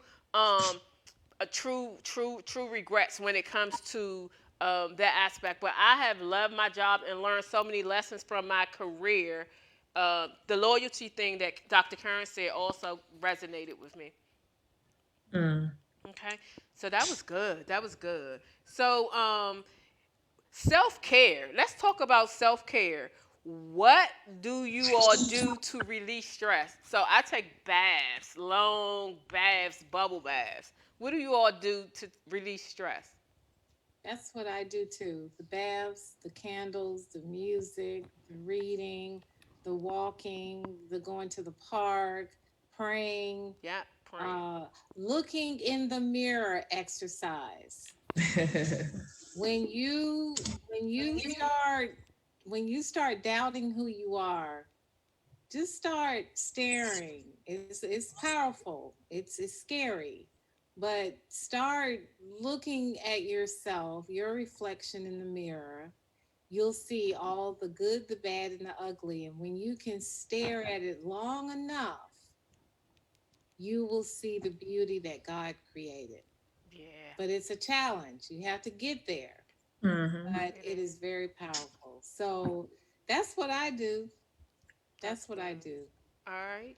So I would say for me, and I know it's weird as it sounds, but like self-care for me is going to the gym. I find a lot of peace at the gym when I'm working out by myself with my AirPods in and I'm in the groove, listening to my music, like just, feeling, looking strong, looking at myself in the mirror. It's just, it does something to me. So I would say that, taking the hot baths every now and then in Epsom salt, with the candles lit, that makes me feel very sexy, very feminine. Doing my hair myself, since I don't really go and get it done so long, but being able to like do my hair for a different look, straighten it out, that's self-care for me. Going and getting my nails done, and sitting in a quiet place. So whether that's in my car to get out of the house from the kids for a little bit, sitting in my car and just listening to music, calm music, being, just alone in my room at night and playing like, sometimes I go on YouTube and just look up like meditation music and I'll literally listen to that and just fall asleep and journaling. So That's what I do good. sometimes is before I go to bed, I have my journal, my pen right next to my bed. I'll just lay in my bed and write until I fall asleep. And it'll just be whatever comes to my mind. So how my day was, what I did that day, what I'm grateful for, or just if somebody bothered me, I'll write it out because it helps me release it before I go to bed because I don't like to go to bed upset or angry about something. So being able to write it out just kind of helps me get my thoughts in order. And it helps me to be able to forgive myself and to forgive other people for what they've done. That's really good. Online, some of the comments are walks, baths, Yep. and music, and looking into the mirror. So Yeah. those are Yeah. that was really really good. Those are good. So how about what are your inexpensive obsessions? Like, do you all have like different things that you do? So I'll tell you all mine, right? Socks. I love socks. Journals. I love journals and pajamas. I have some very expensive pajamas, but I also go to TJ Maxx and always find like some pajamas under $25. I have oh my God, like comfy, soft pajamas, socks in front of the fire. Yeah, what are your inexpensive but like socks? I have like this fascination with socks. Any obsessions? Mine are I'm the only pens, one. colorful pens and planners. Mm. And y'all, I'm embarrassed. Stickers. Stickers is a good Stickies? one. That's a good Planner one. stickers. I Yeah. can be up Oh, all yeah. night. Yeah, I love stickers. Happy I love planner. anything. Yeah, that's like arts and craftsy. Yeah. Like the whole stickers or just cute little. Don't I tell don't know, anybody. like cute. No, stickers are so cute. I love Right. That's I like, good. I like the planners and the journals, the motivational Yes. journals with the little Yeah. sayings on them. I love those. Yes. Mhm. The Yeah. journals and the pens. Yeah, the Yes. journals, the plans, and So other people said jewelry, blankets, journaling, soft PJs. Yes. yes. So Mine is also plants too, even though some of them are a little expensive, but plants. plants. Oh, that is so like I don't even go. So I got a lot of Oh, plants. you like live plants? Love 'em. I'm no. I just became introduced to plants with the whole memorial plants and the lily plant and all of these. So I've gotten Yes. like so many deliveries of plants that now my house looks like I like plants. The jungle. And Latasha helps me to care for them. I call and be like, "What do I need to do?" But this is it's Yeah. crazy in terms of the plants. So when you said, I was like, "Plants." Yeah. Give them to me, Ladrine, if you don't want any of Oh, them. you I'm like first them? dibs. So have you learned to like them, or what's the deal with They them? give me peace. They give me a Yeah. I have the tall bigger plants, the lily plants, the bigger ones. I have 3 of those in my formal living room, but in my morning room I have like all so some of the plants that they gave me are not as high. Some of them sit from the floor. I have a whole table. I have to share the picture next week. So I have like Yes. over like 70 cards. So thank everyone. But then the plants and everything that I have those listed, and my grandkids call those my fan mail and my fan delivery. So yeah. Aw. Yeah. That's good. So yeah. So what I'm gonna do is so we're gonna it's 9:30. So we're gonna close out with the rather five. So I need you all to go quick, Katrina. No explanation or no anything, and we're gonna go in the same order that we went before. So Gabby, Trina, Oh, Allison, Lord. Dr. Kern, and Tanya. So let's just go through the flow. So would you rather? And it's only 5 of them. Would you rather give up your computer or phone for 6 months? Me, computer. Computer. Computer. Computer. Okay. Computer. Computer. Would you rather be able to change the future or the past just by imagining it? The future. The pass. The past. Every- The future. The future. who else said future? I said future. Allison and Trina. Okay, pass, pass. we split on that one. That's an interesting one. We have to circle back on that one later. Okay, so quickly, give up social media or eat the same dinner for the rest of your life. Because I love lamb chops, I can eat that for the rest of my life. Social media or lamb chop? I mean, Give up dinner. social I can give up media. social media. Okay. Social media. I can give up social I media. can't eat lamb chops every night. Okay. How about no Give up taste social- or be colorblind? Huh? Wait, what was the first one? Have taste. no taste or be colorblind. Colorblind. I need to taste my food. I know that's right. Yeah. I know Just that's recently, right. I would have said. Colorblind. So here's the last one. Would you rather flip a coin for a chance to win $20 or immediately win $10? Immediately win $10. $10. Yeah. Yep. Flip a coin. Who said Give flip me a my My coin? $10. I Give me take my the chance. $10. Who said flip a coin? I said flip a coin. Trina and Tanya and Allison. Allison. Yeah, and we could go into that further because if it was a larger amount, would you change? So, Yeah. ladies, thank you so much for Thank your you. engagement, for all of the energy and answering the questions.